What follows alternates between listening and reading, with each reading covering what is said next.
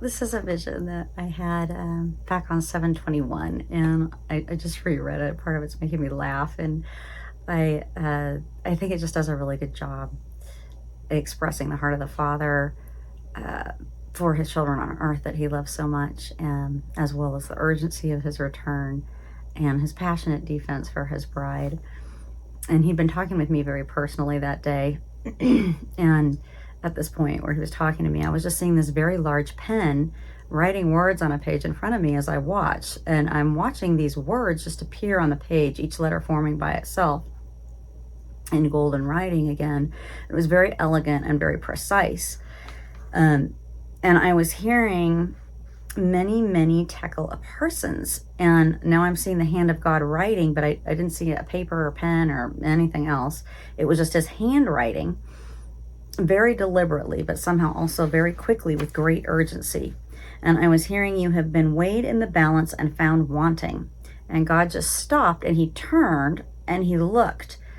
And somehow I knew he was just looking out over the earth. He was just looking for a long time, just like looking and looking over the earth.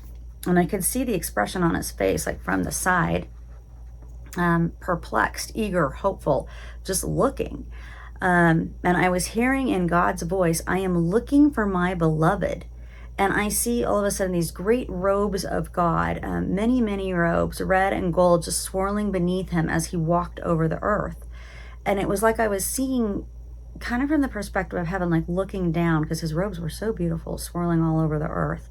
But it was also like I was just watching him kind of more from the front, like walking very purposefully over the earth.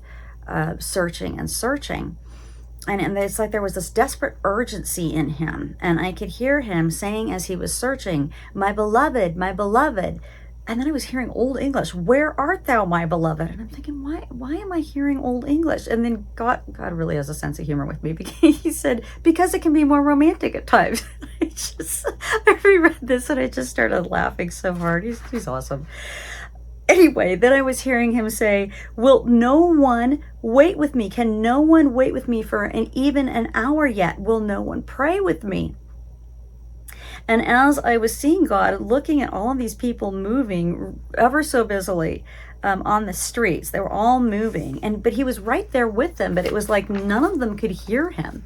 And it was like I was feeling his heart, and he was finding this to be greatly distressing.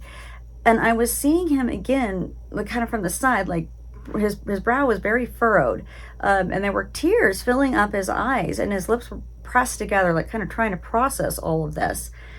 And then I was seeing his red and gold robes moving again, and he was turning away. Like I watched him turn away, very sad, disheartened, very hurt by what he was observing. And then I was hearing these words, dreaming, God is dreaming. And then I was watching him, and it was like God was in planning mode. And I was hearing him saying, we are running out of time. And that's right, he had told me to rest. And then he said, and we are running out of time. And I was seeing an old hourglass with sand just pouring out of the upper half into the bottom so fast now. And it's like I was watching this pile of sand on the bottom half just like build up. And it was so close to the top. It was like there was hardly any way for any more sand to be allowed on the bottom half of it. Like a little mountain so close to the top. And then in the top half, there were only a very few grains of sand trickling through now at a time.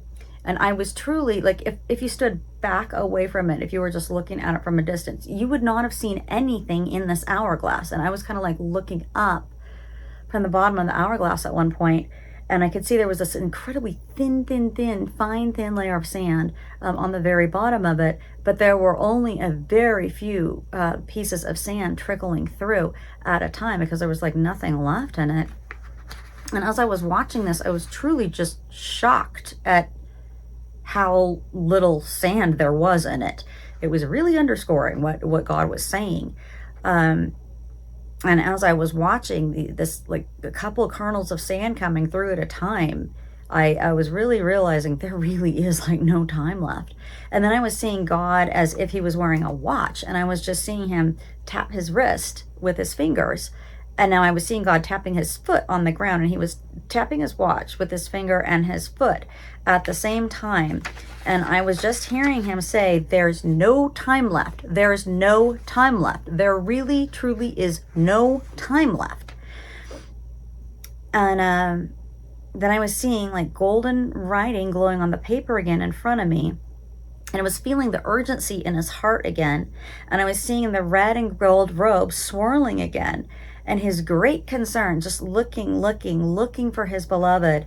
And then I was hearing again, God is dreaming. And this was so neat. It was like I was seeing his pleasure and his great anticipation that he had originally dreaming of sharing eternity with his creation in peace. He had so much pleasure in this. It was really very beautiful. And it's that same pleasure, the same desire for oneness that I'm seeing in him now as he's searching and searching for his beloved going across the face of the earth. And then I was just hearing, how can they still not see me? How can they still not hear me? I'm right here.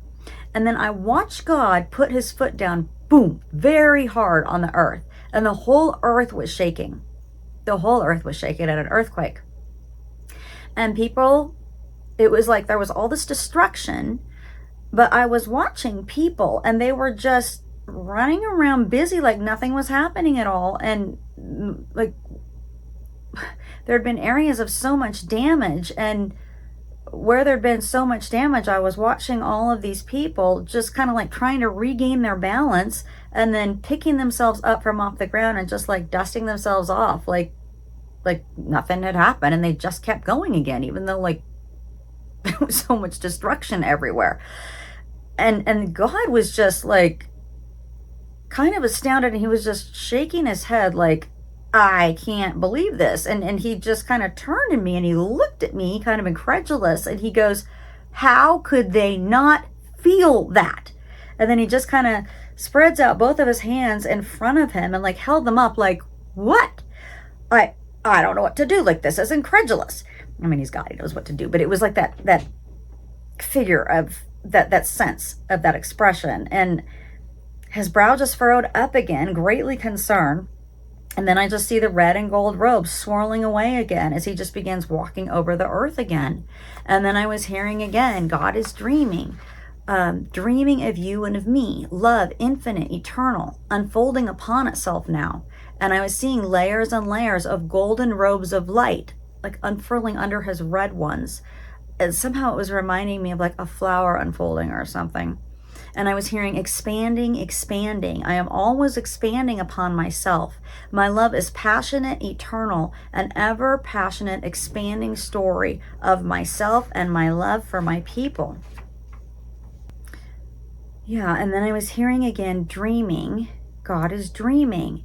And then I was hearing, I'm dreaming of my timeline now, of my words and my writings.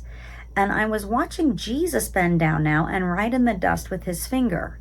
It was like I was watching the scene with Mary Magdalene now. And there were so many people around, angry, accusing, pointing fingers, holding rocks and clenched fists.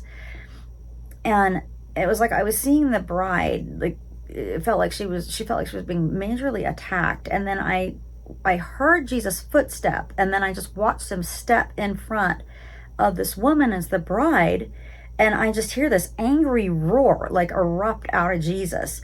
It was like he was ready to flip tables in the temple or something. Jesus was not happy. And he just said, this is my bride, get away from her. And it was like this like huge roar that was coming out of him. And he was writing in the dust with his finger again, many, many Tekla Parsons. You have been found weighed in the balance and wanting. And Jesus was standing in front of this woman, and I could feel the cloth of his garments in my hand. It was like somehow I was holding on to his robe.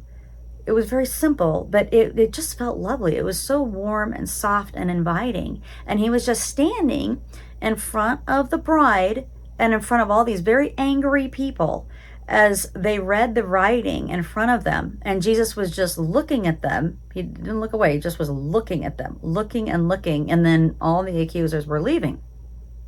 And then I see Jesus offering his hand to his bride, who was very pregnant, and helping her up. And he was saying to her, where are your accusers now? And she just kind of smiled and looked at him and said, they're gone. And he just put his arm around her very tenderly, and they started walking together. And I just hear him saying, so they are, my love, so they are. And he kisses her gently on the cheek, and I'm just hearing him say, take courage now, my bride. I am your defender. And I see him looking very steadily into her eyes, and her looking back into his just very adoringly, and him just saying very simply, never forget, my love, I am your defender, and I am here.